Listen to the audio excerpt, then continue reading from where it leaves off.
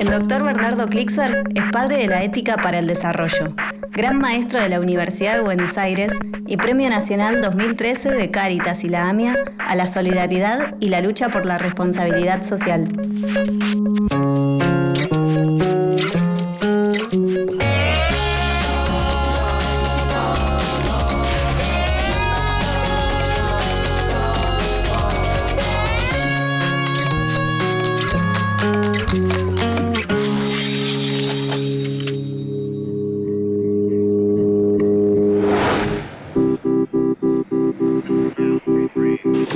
El siglo XXI es un siglo donde todo el desarrollo del ser humano está basado en la educación. El siglo XXI es el siglo donde todos los países que más han avanzado lo han hecho en base a inversiones sistemáticas en educación y tienen la población más educada del planeta. El siglo XXI es donde ser alguien que no terminó el colegio secundario es necesariamente la posibilidad de vivir toda la vida en la pobreza, porque sin colegio secundario no hay acceso ninguno al mercado de trabajo formal. Por lo pronto, el debate sobre la educación está surcado de lo que yo llamo falacias. ¿Cómo se hace para que todos los seres humanos tengan acceso a este bien que es el bien más preciado del siglo XXI? ¿Cómo se hace para democratizar realmente el acceso a la educación?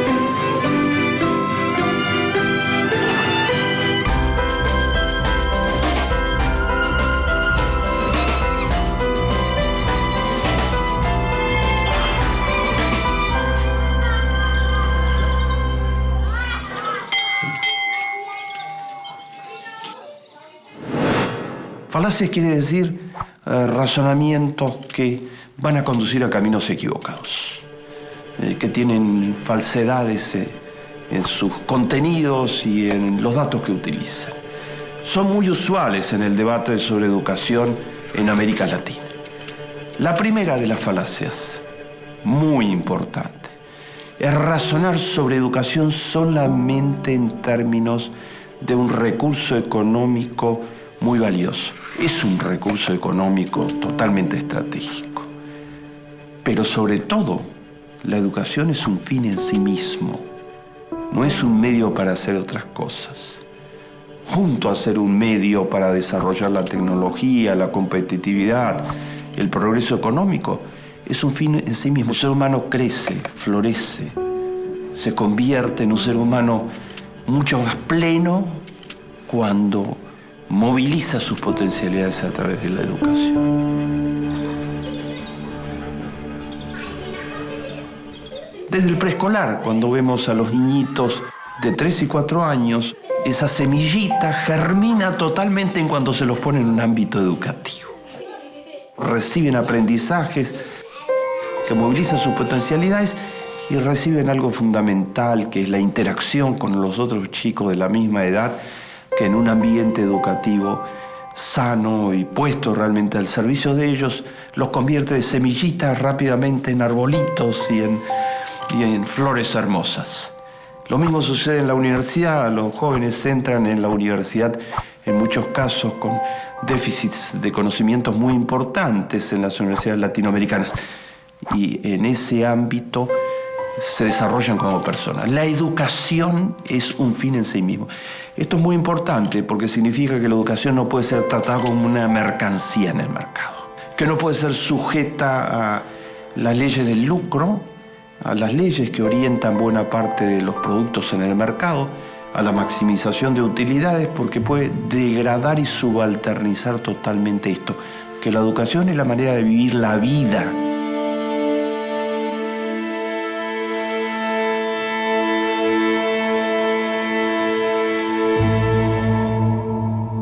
Segunda falacia es la de analizar los problemas educativos sin tener en cuenta el contexto económico-social. Por ejemplo, se señala, en América Latina hay un 50% de chicos que no terminan el colegio secundario. Si el señalamiento lo dejamos allí, pareciera que estos chicos no terminaron el colegio secundario porque son chicos que no quieren estudiar, que no tienen suficiente voluntad, que decidieron no estudiar y tratar de conseguir trabajo, que la responsabilidad es de ellos. Y cuando se analiza a fondo, no funciona así.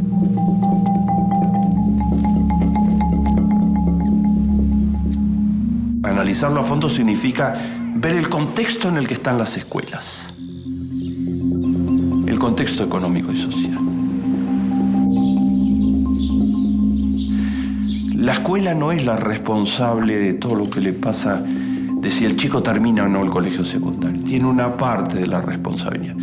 Pero la responsabilidad mayor son las condiciones económicas y sociales de conjunto.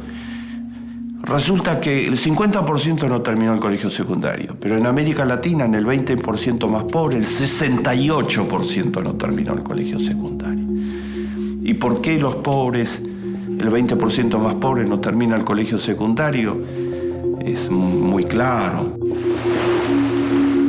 Porque tienen que trabajar desde chiquitos, ellos no van a ningún preescolar de ninguna índole, están trabajando en la calle, o están trabajando en las minas, o están trabajando en la agricultura, en la cosecha. Son esclavitud infantil. Están súper explotados en esos contextos y no tienen la posibilidad de terminar el colegio secundario.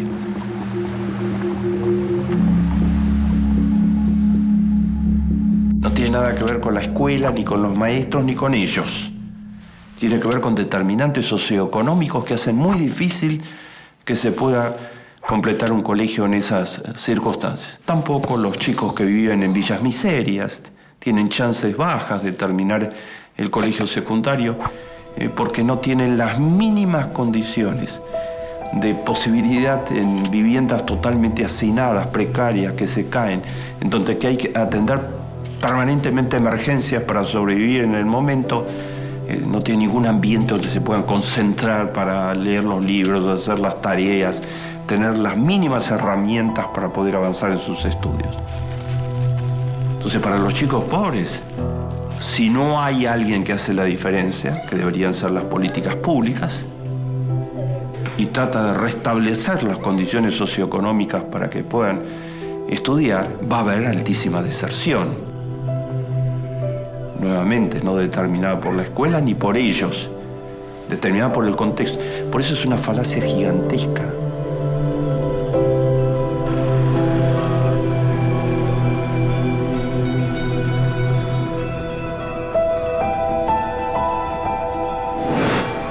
Dar los datos y decir 50% de desertores, o la escuela argentina o la brasilera, tienen muchos desertores, como que la culpa fuera del sistema educativo. La culpa es del sistema, de todo el sistema socioeconómico. Esto es una falacia importantísima y lo muestra el modo en que esa falacia se puede resolver. Porque cuando la política pública se hace presente, muchos más chicos van a terminar el colegio secundario. La asignación universal por hijo, por ejemplo, en la Argentina, un programa que está becando a 3.500.000 chicos. Es la mayor beca de toda la historia argentina. Para recibirla, los chicos tienen que estar asistiendo a la escuela. Eso es crear condiciones socioeconómicas para que muchos más chicos de las áreas más pobres de la sociedad puedan acceder realmente a la escuela.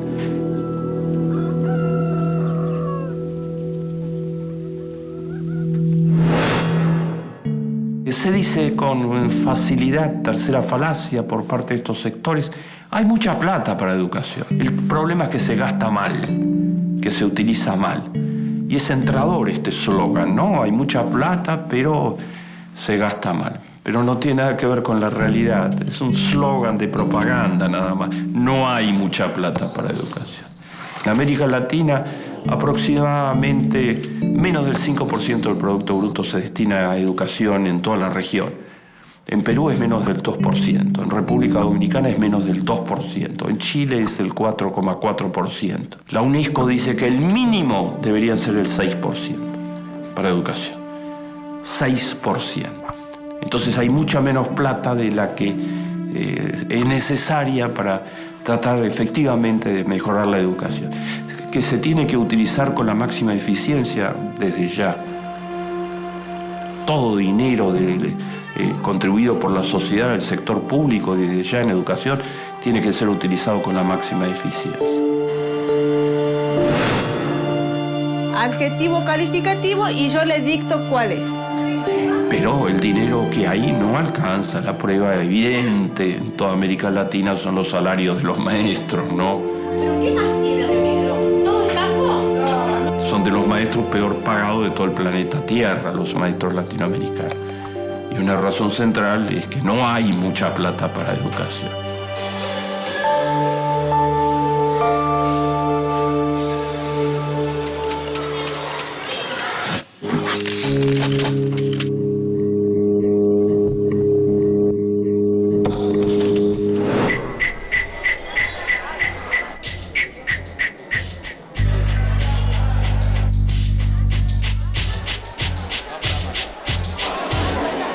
Cuarta falacia, se dice la plata se le da a las universidades y en cambio a la primaria y a la secundaria se le da poca plata. Esto lo han dicho con frecuencia los mismos organismos financiadores internacionales que han impuesto las políticas neoliberales en América Latina y gran parte del mundo. Entonces le han aconsejado a los países, en lugar de pedirnos que les demos préstamos para educación, ustedes lo que tienen que hacer es sacar de las universidades y dar más a la primaria y a la secundaria. Parece que el slogan tiene algo que ver con la realidad, no tiene nada que ver con la realidad. Es pura demagogia, es pura propaganda falsa. ¿A qué país en el mundo se le va a ocurrir sacar dinero de las universidades en el siglo XXI, donde todo el avance científico-tecnológico está basado en las universidades? Y en América Latina, las universidades es donde se produce más del 80% de toda la investigación científico-tecnológica de este continente, particularmente en las universidades públicas. Entonces, ¿qué consejo nos están dando? Que descapitalicemos las universidades que tienen recursos muy limitados, por otra parte, para dárselo a la primaria y a la secundaria. Claro que a la primaria y secundaria hay que darle dinero, claro que, pero el tema no es universidades contra primaria y secundaria, el tema es toda la educación contra otros gastos que son causados fundamentalmente por el 1% más rico de la sociedad. Es reducir los consumos suntuarios, es reducir los depósitos en los paraísos fiscales. No es sacarle a las universidades versus ponerle la primaria y la secundaria. Es invertir más en todo el sistema educativo en su conjunto.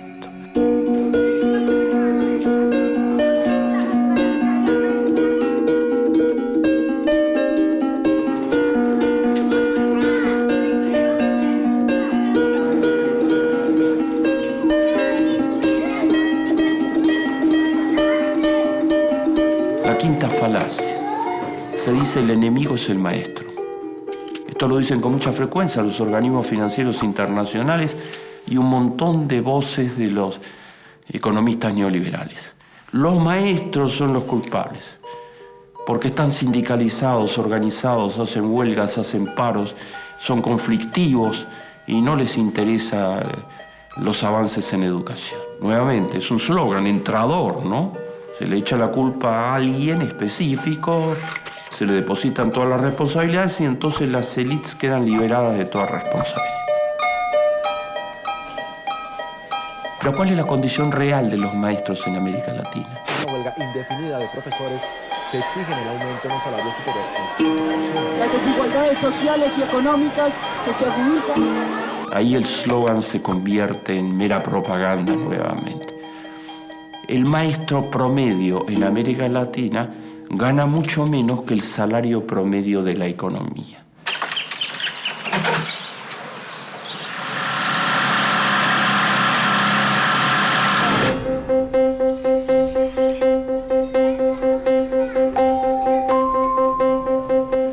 En Corea del Sur, en Finlandia, que encabezan las tablas de rendimiento educativo a nivel mundial,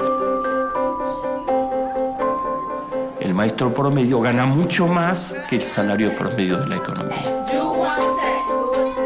Entonces los jóvenes están estimulados a ser maestros. En Corea del Sur solo pueden ser maestros el 5% más brillante del colegio secundario.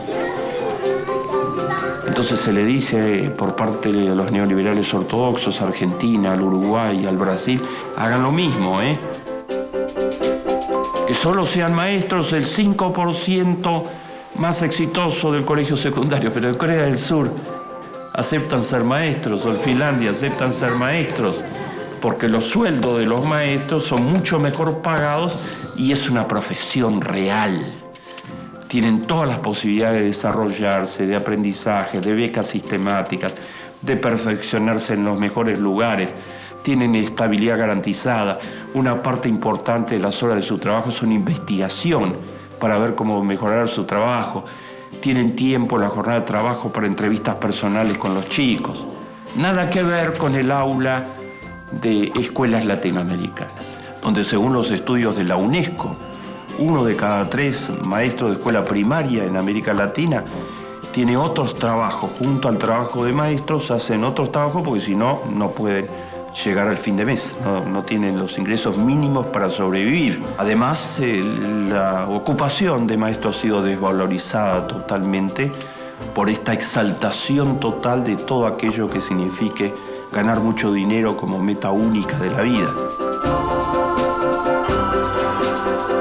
De los maestros de Sarmiento, donde la propuesta del padre de la educación argentina fue jerarquicemos a los maestros, tratemos de tener los mejores maestros. A los maestros actuales, donde con los sueldos irrisorios, con el maltrato, con la permanente focalización en el maestro como que él es la dificultad, como que es el obstáculo, se los desvaloriza. ¿Qué quieren? ¿Que los maestros no protesten? ¿Quién recuerda? Que no haya conflictos.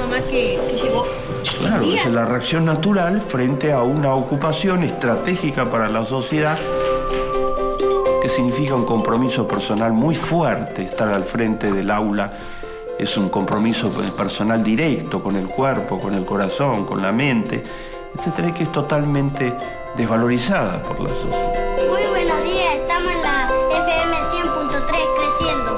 Los cronopios, las chicas de tercero. Muy buenos días. ¿Quién va a leer primero? Yo. El árbol que conozco, en el árbol de mi casa no vive gente. Les he mostrado cómo buena parte del debate, mediado por medios que tienen muchas afinidades con los pensamientos económicos del neoliberalismo dogmático, es sobre falacias que no van a conducir a ninguna solución, ¿no? Convertir a la educación en una mercancía en lugar de verla como un fin último. Sacar a la escuela del contexto y sugerir que los chicos desertores son chicos irresponsables simplemente, o que no quieren estudiar, en lugar de poner el contexto de miseria, de pobreza, que les coloca todo tipo de dificultades. Decir que hay muchos recursos cuando no hay los suficientes recursos. Decir que se gasta demasiado en las universidades y poco en primaria y secundaria cuando el tema es totalmente distinto en la realidad. O echarle la culpa a los maestros. Son todas coartadas para no hacer lo que hay que hacer, ¿no? Para buscar otros responsables afuera de los sectores de poder más importantes de las sociedades, que en definitiva no tienen mucho interés en que la mayoría de la población se eduque con educación de buena calidad. Santiago, 11 de septiembre de 1973.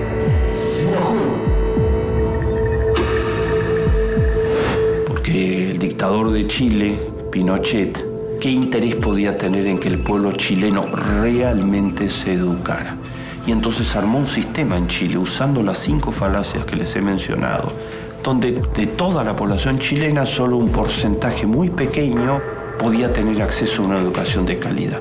Contra ese sistema están protestando actualmente masivamente en las calles de Chile los estudiantes chilenos. Nosotros tenemos una demanda justa, una reivindicación histórica. La educación fue matada por Pinochet y consolidada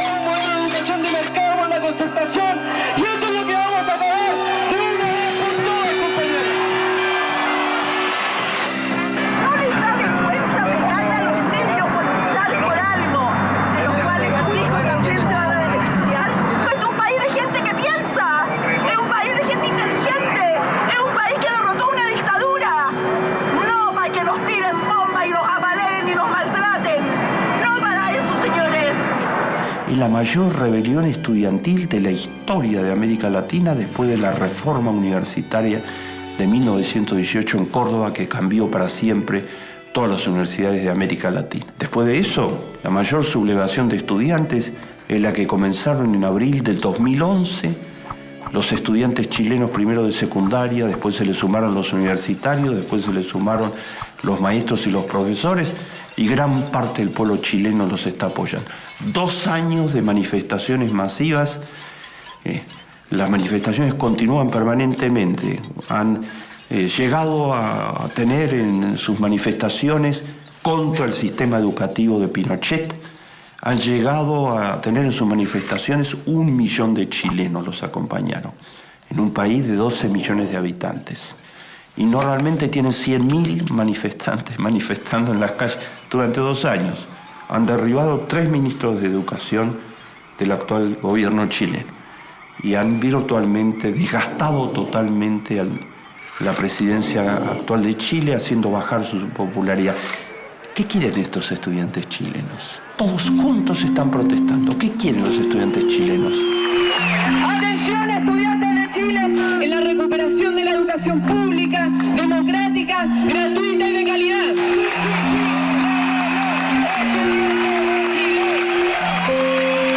Aumento del presupuesto para educación, que es actualmente solo 4.4 del Producto Bruto Interno, al 7% que recomienda las Naciones Unidas. Educación pública gratuita en todos los niveles. Subsidiar solo la educación sin fines de lucro, no como actualmente las escuelas que son empresas privadas. Creación de una universidad intercultural que permita que los estudiantes mapuches, hijos de los indígenas, puedan estudiar. Hoy día estamos aquí para demostrarle al gobierno de que está todo Chile luchando. Estudiantes traviesos. No, ellos son los que saben lo que hay que hacer. Ellos le están diciendo a toda la sociedad chilena, y por eso los está acompañando masivamente, qué es lo que hay que hacer. Y tenemos que mirarlos a ellos para saber lo que hay que hacer. Es un plan completo de qué es lo que hay que hacer en educación. Mi última falacia. Se dice que Argentina fracasó en educación en los últimos años, y Brasil y Uruguay, porque están mal en la tabla de pizza. Demagogia, simple demagogia. En la prueba de pizza, que mide comprensión lectora, matemáticas y conocimientos de ciencias naturales, participan los países que quieren. Solo se anotaron 65. Los países muy ricos y algunos países de desarrollo mediano. La prueba de pizza mide lo que mide, pero no mide lo más importante de un sistema educacional. Si produce buenas personas. Eso es lo más importante de un sistema educacional. Si produce buenas personas. Para eso la escuela tiene que estimular desde el preescolar la solidaridad, el trabajo en grupo, el conocimiento de la comunidad, las prácticas voluntarias y enseñar valores éticos en todos los niveles del sistema educacional. Chile es el número 1 de América Latina en la prueba de pizza. Y los estudiantes están en las calles cuestionando todo el sistema de educación chileno. No necesitamos medirnos por la prueba de pizza. Es útil lo que mide, pero necesitamos medirnos por si estamos produciendo buenas personas en la Argentina, en Brasil, en el Uruguay, en Ecuador, en Bolivia. Y las reformas educativas en los últimos años han permitido que los pobres vayan a la escuela, que se amplíen totalmente las matrículas en todos los países del UNASUR, que la universidad hoy esté por primera vez realmente al alcance de sectores masivos. Y está pendiente, está en marcha, pero está pendiente el desafío de formar buenas personas en todos los niveles. La sociedad, los nuevos proyectos en América Latina en los últimos 8 años están diciendo la política pública se hace cargo de que la educación es para todos. Usted está entrando en una escuela donde todos realmente van a tener derecho a entrar porque son gratuitas y las universidades son gratuitas. Es una buena manera de formar buena gente, decirle que esos son derechos para todos y que se está expresando en la política pública, pero hace falta mucho más en esa dirección. ¿Cómo vas? El gran desafío, formar buena gente, es absolutamente posible. Dejar las falacias lograr que todo el mundo tenga educación gratuita y de buena calidad y formar buena gente.